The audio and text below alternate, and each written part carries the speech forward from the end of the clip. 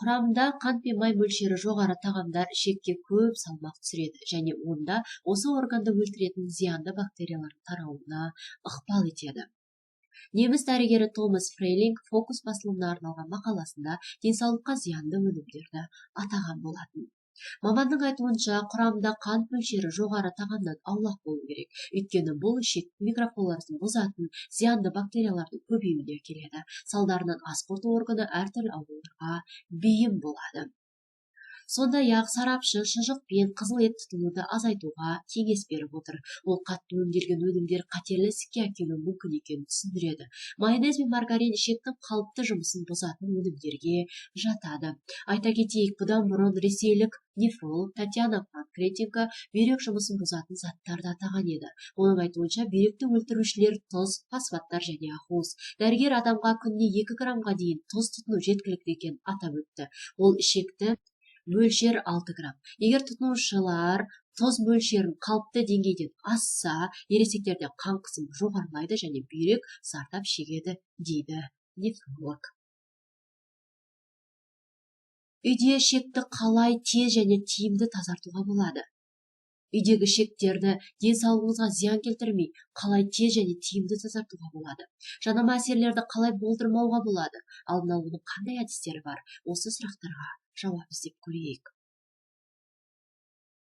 Ғылыми зерттеулердің нәтижелері бойынша асқазан ішек ауруларының 50%-дан астамының көзі қождалған ішек болып табылады. Шлактар мен токсиндер патогендік микрофлораны қалыптастыратын және ағзаны уландыратын бактериялардың көбеюін ықпал ететін тамаша жағдай жасайды. Мұның бәрі уақыт өте келе созылмалы түрде ауысатын аурулардың дамуына ықпал етеді. Майлы, зиянды тағамға деген сүйіспеншіліктің және аз қозғалатын өмір салты бұл фекальды тастар және фекальды бітеулер. Медициналық тәжірибеде шамамен 40 жыл ішінде адам ағзасында 10 килограмм паразиттік организмдердің тіршілік ету ортасы болып табылатын 40 килограммға жуық нәжіс тастары жиналған жағдайлар болған. Дененің осындай сыни жағдайға түсуіне жол бермеу үшін сіз үйде жасай алатын ішектің алдын алу процедураларын қажет етесіз. Сақтық шаралары және қарсы көрсеткіштер.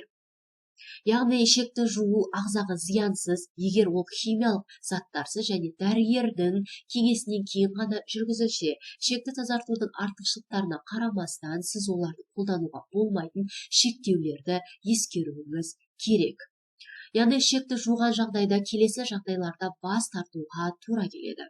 Жүктілік кезінде, етеккір кезінде, қынаптың пролапсы кезінде, колон ауруы, 3-ші дәрежелі гипертония, бүйрек және жүрек жеткіліксіз кезінде бұл іс-шараны, яғни емдеу әдісін жасауға болмайды. Ауру кезінде крон ауруының өткір кезеңі, жаралы колит, гиперкулит, ауыр геморрой, ішекті жуу қатаң түрде қарсы. Ішекті денсаулығына назар аудару керек, себебі бұл орган организмдегі ең ластанған орган болып табылады. Таза және сау ішек салауатты өмірдің негізі және кепілі деп аталады. Олай болса, үйде клонды халықтық әдістермен қалай тазартамыз?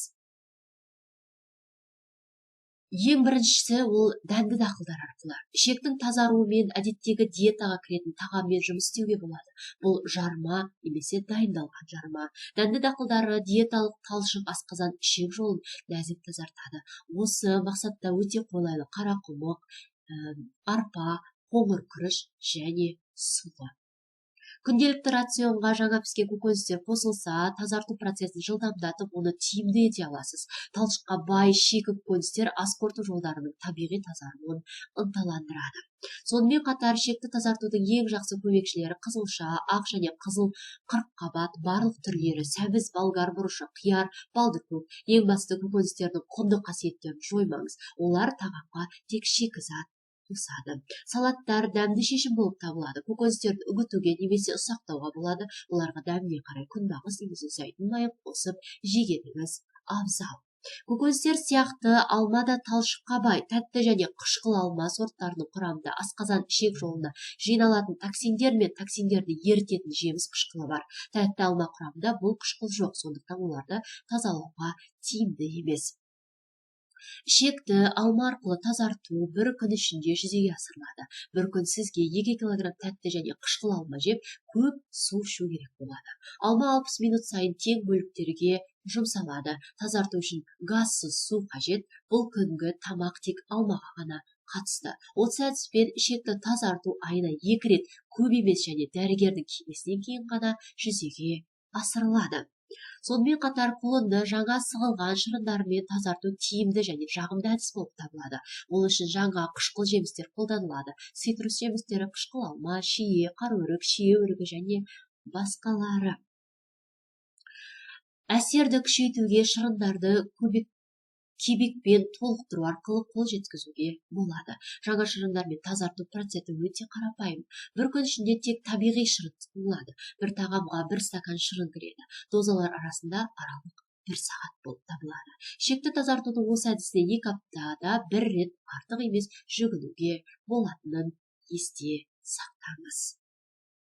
Үйде клонды тазарту қиын емес, бірақ жауапты процедура. Іш қатудан зардап шегетіндер үшін пайдалы. Асқазан ішек жолына жинау ағзаның кез келген толық тазаруының алдында жүреді. Егер сіз клизмансыз тазарту үшін қолданғыңыз келмесе, келесі әдістерді қолданғаныңыз абзал. Бірінші кезекте су. Қарапайым су бұл ішекті тазартудың керемет құралы. Таңертең бірнеше шай қасық тұз қосып, кем дегенде 10 стакан су ішіңіз. Тапсырманы бір тәсілмен шешу қиын. 1 сағат ішінде сұйықтықты тең бөліктерге тұтыну қажет. Дәріханаларда сатылатын ішекті тазартатын арнайы тұз немесе қарапайым ас тұзы да процедура үшін жарамды болып табылады. Келесі кезекте минералды су. Ішекті тазартудың екінші нұсқасы. Келистол мен минералды суды қолдану. Келистол дегеніміз қант диабетімен ауыратындарға арналған қан. Біз минералды судың бөтелкесін 36 градусқа дейін қыздырамыз. Сұйықтықтың жартысын алып 1,5 ас қасық қосыңыз. Кислит қасықтары, яғни кислитол ерігенше араластырғаныңыз жөн және сол суды ішіңіз. Үй ішегінен ішекті тазарту кез келген адамға қолжетімді. Бұл процедура арнайы дағдыларды қажет етпейді және көп уақытты керек емес, бірақ жалпы денеге тиімді әсер етеді. Тазару органдардың толық жұмыс істеу үшін әсіресе маңызды. Осы және басқа әдістерді қолдана алатын болсаңыз, өзіңіздің ішегіңіздің таза, денсаулығыңыздың мықты болатынына біз сенімдіміз.